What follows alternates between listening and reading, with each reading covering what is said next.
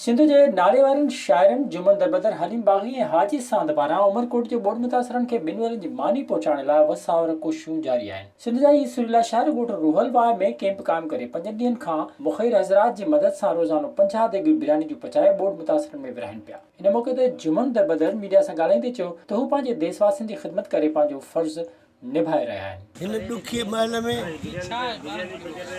हे जेके इंसान ॾुतरी हिते वेठा थर ते सभई मिसकीन माण्हू ऐं उन्हनि जा घर ॾठल आहिनि उहे वेठा आहिनि ऐं अञा ताईं असां सिर्फ़ु इहो कयो अथऊं त मज़हब खां सियासत खां ऐं ॿिनि शयुनि सां बाला तरफ़ी असीं कोशिशि करियूं था जेतिरो असांखां पुॼी सघे थो असां उन्हनि खे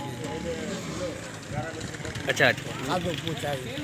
सिंधी मज़ावती शाइर हलीम बाग़ी चयो त असीं सिंधी साना खां मुतालबो था करियूं त पंहिंजे इलाइक़नि में ॿोॾि मुतासिरनि जी मदद कनि त जीअं मुतासिर माण्हुनि खे बुख ऐं बदहाली खां बचा सघिजे। मीडिया पारां पुछियल सुवाल जे जवाब में नौजवान शाइर हाजी सांद जो चवणु हो त उमरकोट जे 100 नौजवाननि ते बदल टीम 5 ॾींहंनि खां शहर जे सरहदी वारनि जी मदद सां खाधो तयारु करे ॿोॾि मुतासिरनि खे पहुचाए रही आहे। असांजो को कमाल कोन्हे, उमरकोट जा हिकिड़ा नौजवान आहिनि उहे हिते कमु पिया कनि। ॿिया असांजे तरह जा ख़ासि करे सिंध जे मुख़्तलिफ़ इलाइक़नि खां जिन माण्हुनि बि सम्झो आहे ऐं असां ते एतबार कयो आहे या उन्हनि खे असां ते एतबार आहे, हीउ सॼो उन्हनि जे माना हथनि जे ॾिनल दान जो कमाल आहे जेको असीं उनखे कंटिन्यू रखियो वेठा आहियूं। चवणो त सिंध सरकार तोड़ो उमरकोट इंतिज़ामिया हिन वक़्त ताईं किथे बि नज़र न पई अचे। विज़िट कयो अवामी आवाज़ मीडिया ग्रुप जी वेबसाइट awamiawaz.pk